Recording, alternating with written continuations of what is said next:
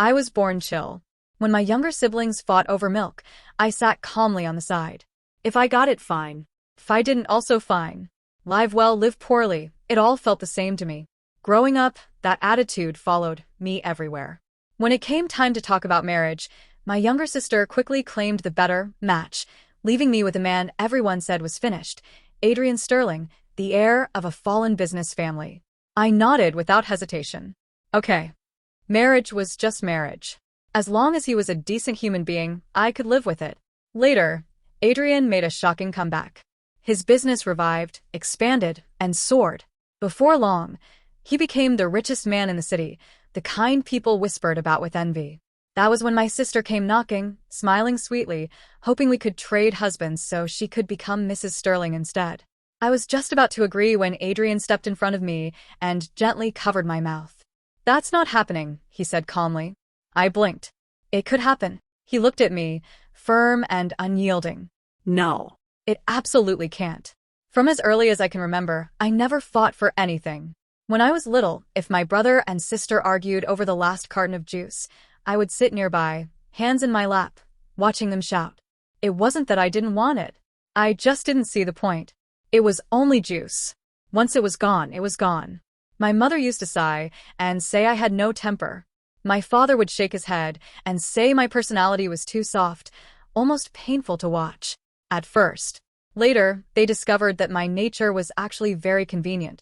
Since I never argued or demanded, they could easily give the best of everything to my siblings without resistance. Over time, what they once called sad became natural. The biggest bedroom went to my sister Bella because girls needed to be spoiled. The expensive tutors went to my brother because boys needed a strong future. As for me, Jane, I got the smallest room facing north and attended an ordinary public school. Jane is sensible. She won't mind. My mother always said. And she was right. I truly didn't mind. I never stored resentment in my heart. At 23, I graduated and found a basic office job. The pay was average, the days calm, my life smooth and uneventful. Bella, 2 years younger than me, had just returned from studying abroad and was waiting for marriage arrangements. One evening, our parents called us into the living room. 2 neatly prepared folders lay on the coffee table. My father cleared his throat. "You're both old enough to marry now. These 2 men are suitable." I opened one file. Adrian Sterling, 28, heir of the Sterling Group. The photo showed a man with sharp features and composed eyes, someone who naturally stood out in a crowd. The note beneath it stated that the Sterling Group had suffered major losses and was undergoing bankruptcy restructuring. The other folder belonged to Liam Cole, the only son of the wealthy Cole family, a solid background with assets measured in billions. "Bella chooses first," my mother said, as if there were no other possibility. Bella didn't even glance at Adrian's profile. She immediately picked up Liam's folder. "I want the Cole family." She turned to me with a victorious smile. "Jane, you take Adrian. You're not picky anyway." I looked at the photo again and nodded. "All right." My mother visibly relaxed. Jane is always so understanding. Even if Adrian has fallen on hard times, he's still Sterling. He's more than suitable for you. My father nodded in agreement. Then it settled. I closed the folder quietly. Marriage was simply another stage of life. Besides, objectively speaking, the man in the picture was handsome. From that day on, the house became busy with wedding preparations. Bella's wedding was scheduled for 3 months later, 50 tables at the most luxurious hotel in the city. My mother spent every day rushing between boutiques, jewelers, and planners, barely resting. My wedding was set 1 week after Bella's, 10 tables at a modest restaurant. "The Sterling family doesn't have many relatives left," my mother explained. "There's no need to make it extravagant." I nodded. Okay. Then came the dowries. Truck after truck was loaded for Bella. Designer bags, expensive jewelry, antique decor, full furniture sets, high-end appliances, and a large check prepared especially for her. "If the dowry is too small, the Cole family will look down on us," my mother said seriously. "We can't lose face." For me, there were only 2 suitcases. One for clothes, one for necessities, and a simple silver jewelry set. I looked at them quietly. Sensing a hint of guilt, my mother added, "Jane, you're marrying a man with nothing. Adrian should be grateful you're even willing to marry him. He wouldn't dare complain." My father followed up, "Your sister's situation is different. You understand that." "I do." Bella needed the best because she had to marry well. I didn't matter as much because I didn't care. Caring never changed anything. This logic had run smoothly in our family for more than 20 years. The night before my wedding, Bella leaned against my door as I packed. "Don't you feel wronged?" she asked lazily. "Wronged how?" "Marrying a bankrupt man." She laughed lightly. "I couldn't do it." "You don't have to," I replied. "You're marrying Liam." She smiled in satisfaction. True. "Still, don't be too upset. I heard Adrian is decent enough. And honestly, with your personality, anyone would do." I met her eyes calmly. "You're right." She paused, clearly disappointed by my lack of reaction, then shrugged and left. I continued packing. Tomorrow, I would marry a man I had never met and begin an unfamiliar life. It sounded interesting. Life after the wedding was quiet, almost simple. Adrian truly went out to deliver food every day. He left the apartment before sunrise and returned long after the city had gone to sleep, sometimes past 10 at night. Rain, sun, or wind, it didn't matter. He came home tired every single day. But he always carried something small for me. The first day, it was a slice of cake, no bigger than my palm, the cream slightly melting. I passed a bakery on the way. "Thought of you, you like sweets, right?" I did. That little cake probably cost $5, but I ate it happily. The next day, a warm cup of bubble tea. Figured you might be thirsty. Then cookies, fresh fruit salad, and little treats I loved. Nothing extravagant, nothing fancy, but each item felt like a personal gift. "How do you know I like these things?" I asked. I guessed. "You look like someone who enjoys sweets." He was right. Seeing him come home exhausted, yet remembering to pick up little things for me warmed my heart. Still, the air of the Sterling family reduced to delivering takeout? Life was unpredictable. I felt restless. I couldn't just sit by while he worked so hard. I needed to contribute, share the burden. So when my marriage leave ended, I returned to work. The first day back, I received a termination letter. Confused, I asked HR. "Why?" "I've done everything properly." They exchanged complicated glances. "Jane, did you perhaps offend someone recently?" I thought carefully. I couldn't think of a single incident. At home, Adrian didn't scold me. He simply handed me a cupcake, still warm. "Eat." "Nothing matters more than that," he said kindly. I wanted to do more. I wanted to be useful. So, I decided to cook him a meal. I had never cooked before. My parents had maids. Chores had never been my responsibility. The kitchen was foreign territory. How hard could it be? The result was disastrous. I tried frying some vegetables but used too much oil, the flames leaping out of control. In a panic, I poured water over it, and the fire flared up instantly. Through the thick smoke, Adrian appeared. "Jane," he shouted, rushing to the stove. He turned it off and covered the pan with a wet towel. "What are you doing?" I wanted to cook for you," I said, coughing, tears stinging my eyes. He looked at the chaos, then at me, and laughed and sighed at the same time. "Are you hurt?" he asked, examining my hands. No. "I'll do better next time." "Don't. Just stay out of the kitchen." "I'll take care of it," he said firmly. "But you're so tired every day." "Not tired. As long as you're safe." He cleaned up the kitchen and made noodles for me, plain, simple noodles with some greens and 2 eggs. "Don't do dangerous things again," he said. I nodded. I didn't argue. From then on, I never tried cooking again.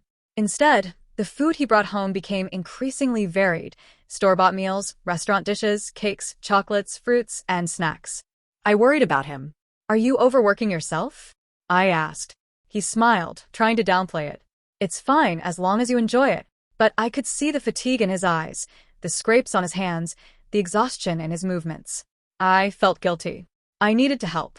I remembered some valuables at my parents' house, jewelry left by Grandma, items of real worth. Selling them could ease our life. Visiting my parents wasn't easy. When I called, my mother hesitated. "What do you want to take?" "My own things," I said. "Then fine," she replied reluctantly. The house looked the same as ever. Grand, familiar, but I didn't belong there anymore. Mom opened the door and studied me. "You look thin. Is Adrian mistreating you?" "No. He treats me well," I said. She frowned. "Treats you well, but you look like this?" "I warned you, bankrupt men aren't reliable." "I'm here for my things," I interrupted. Upstairs, my old room had become a storage space, stacked with boxes and forgotten items. Deep in the closet, I found a small wooden box holding Grandma's jewelry. Just as I was leaving, Bella appeared in the living room, glamorous as ever, coffee in hand. "Oh, Jane's back," she said, eyes flicking over me. "Dressed like that? Adrian can't even buy you proper clothes?" "It's enough," I replied simply. "Enough?" she laughed. "Here to beg? Your bankrupt husband can't support you." I held the wooden box. "These are my things. Grandma left them to me." Bella scoffed. "Grandma's belongings belong to the family. Why take them?" "Bella, enough," Mom said finally. "Jane, are you really short on money?" I nodded. "Yes." Mom sighed and brought out an envelope. "Take this, $5,000. But leave the jewelry." Bella stomped. Mom. "Why give her money? She married that man. It's a pit." I shook my head. "I don't want your money. These are mine." I walked out with the box. Bella's angry screams faded behind me. I didn't look back. At home, Adrian hadn't returned yet. I opened the box. Jade bracelets, a pearl necklace, gold bangles, Grandma's legacy. I checked online. The total value approached $1 million. Enough to change our lives. When Adrian came back, I showed him. "These are Grandma's. Sell them. Start a small business. It's better than food delivery." He stared for a long moment. "Are you sure?" "Who else? We're married. If you do well, I do well." He hugged me, the first hug since our wedding. Warm, reassuring, a faint scent of outdoors clinging to him. "Why are you so good to me?" he whispered. "Because you're good to me too. You work hard and still remember little things like cake," I said. He laughed, a quiet, emotional sound. "Just for that. Why else? Spouses help each other." He hugged me tighter, saying nothing more. The next day, he went out with the jewelry. I knew he was finding buyers. When he returned, he brought back more than food, daily necessities, and a beautiful dress. "Where did you get all this money?" I asked. "I sold the jewelry," he replied. "So, I could buy these things for you." I frowned. "Don't spend recklessly. Invest in your comeback, not just for me."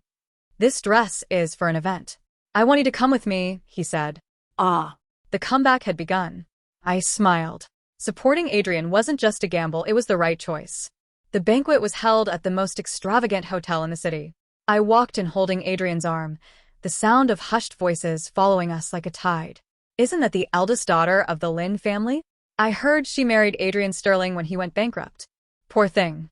Probably here to look for opportunities." I listened calmly. I had grown up surrounded by gossip. It barely registered anymore. Crystal chandeliers glimmered overhead. The ballroom was filled with powerful figures, laughter polished and calculated. Then I saw Bella. She stood beside Liam, dressed in a custom gown, jewels catching the light as she chatted effortlessly with socialites. When she noticed me, surprise flickered across her face, quickly replaced by disdain. "Oh, you came too," she said, walking over with a smile that was anything but kind. "This isn't really your crowd," she added lightly. "I heard the city's newest tycoon will be here tonight. Don't embarrass yourselves." Adrian's voice was calm. "We were invited." Bella laughed. "Invited? By who?" Before anyone could answer, a sharply dressed middle-aged man hurried over. "Mr. Sterling," he said warmly, grasping Adrian's hand. "We've been waiting for you. It's an honor to finally meet you in person." The surrounding noise faded. Bella froze.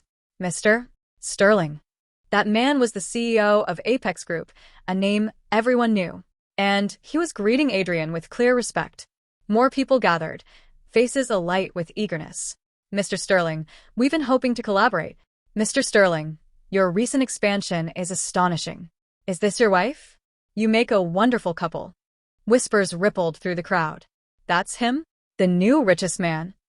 Sterling Group's assets surpassed $10 billion in half a year. $10 billion? I turned to look at Adrian. He stood composed, confident, answering effortlessly. Nothing like the exhausted man who came home smelling of rain and wind. Bella's face drained of color. She stared at me. "You knew, didn't you?" "I didn't," I replied honestly. She shook her head violently. "You're lying. You pretended not to care, just so you could marry him. You tricked all of us." Her voice rose too high, drawing attention. Adrian's arm tightened around my waist. His tone was polite but cold. "Miss Lynn, please watch your words." "You cheated me," Bella shouted, losing control. Jane, give him to me. I'm the one who deserves to be the richest man's wife. The ballroom fell silent. I thought about it. Giving him up did not seem impossible. Marriage was marriage. Just as I was about to nod, Adrian stepped forward and gently covered my mouth. That won't happen, he said. I blinked. It could. He shook his head slightly. It really, really can't. Then he looked at Bella, eyes sharp. Jane is my wife. That is a fact. I have no interest in your proposal. Why? Bella screamed. What does she have that I don't? I'm prettier, smarter, more suitable for you. Adrian's expression turned icy. Because I chose her. Please show her respect. He turned to Liam, his gaze carrying a warning edged with mockery. Mr. Cole, your wife seems overly interested in me. Perhaps you should address that. I don't appreciate misunderstandings like this. Liam's face darkened. He grabbed Bella's wrist. Enough. I didn't mean it like that, she tried to explain. Everyone heard you, he said coldly. You've humiliated me. Bella was dragged away, her glare burning into me. The whispers returned, but their direction changed. How shameless. Trying to swap husbands in public. The sterling wife looks so composed. Adrian squeezed my hand. Let's go. Aren't we here for investments? I asked. They're settled. My assistant will handle the rest. We left the ballroom and entered a luxury car I had never seen before. Is this yours? I asked. Yes. I usually leave it at the company. I studied him quietly. I realized I had never truly known this man. You were never bankrupt, were you? He paused, then nodded. I'm sorry. I lied. Why? I needed to mislead competitors. As for marrying you, I followed the arrangement, but I didn't expect you to agree. I thought the Lynn family would reject me. I wanted to say that I hadn't chosen him at all. Bella had chosen for me, but it turned out to be fate. You still lied, I said. I know, he replied seriously, and I won't ever lie to you again. I considered it. It's fine, I said finally. You treat me well. He laughed softly and kissed the back of my hand. You always say that. It's fine. Being angry doesn't change anything, I replied. Aren't you upset? A little. Mostly because I thought you were risking your life delivering food. He froze, then laughed. So, you felt sorry for me? Yes, I said seriously. You came home soaked and tired, but still remembered to buy me cake. He pulled me into his arms. Jane, I'm incredibly lucky. Leaning against him, I felt it too. The next day, my mother called. Come home immediately. When I arrived, my parents sat stiffly in the living room. Bella sat beside my mother, eyes red. Jane, my father said heavily. How could you do this? Do what? You knew Adrian was wealthy, my mother accused. You pretended not to know and robbed your sister of her future. I looked at Bella. She refused to meet my eyes. I truly didn't know, I said calmly. You're lying, Bella cried. You acted clueless on purpose. My father slammed the table. You deceived us. I felt exhausted. What do you want from me? Bella answered immediately. Divorce Adrian and give him to me. If you don't, my mother added, you're no longer our daughter. I nodded. All right, I'll ask for a divorce. Whether he agrees is up to him. They froze. And from today on, I continued, I have nothing to do with this family. My mother stared at me. We just asked you to return your sister's husband. You also asked me to cut ties, I replied calmly. I'm simply agreeing. I left without another word. I went straight to the cafe beneath Adrian's office and messaged him. He arrived 10 minutes later. What happened? He asked gently. They want me to divorce you and give you to Bella. His expression darkened. And what did you say? I agreed to cut ties with them. The divorce part depends on you. He laughed quietly. Then I don't agree. But. No. You're my wife. End of story. That night, my parents came to his villa. Adrian opened the door himself. Mr. and Mrs. Lynn, he said coldly. You are not welcome. Jane belongs to us, my father argued. She chose to cut ties, Adrian replied. Please stop harassing my wife. Security escorted them out. Adrian held me close. You're not alone anymore. Later, I heard that Liam divorced Bella.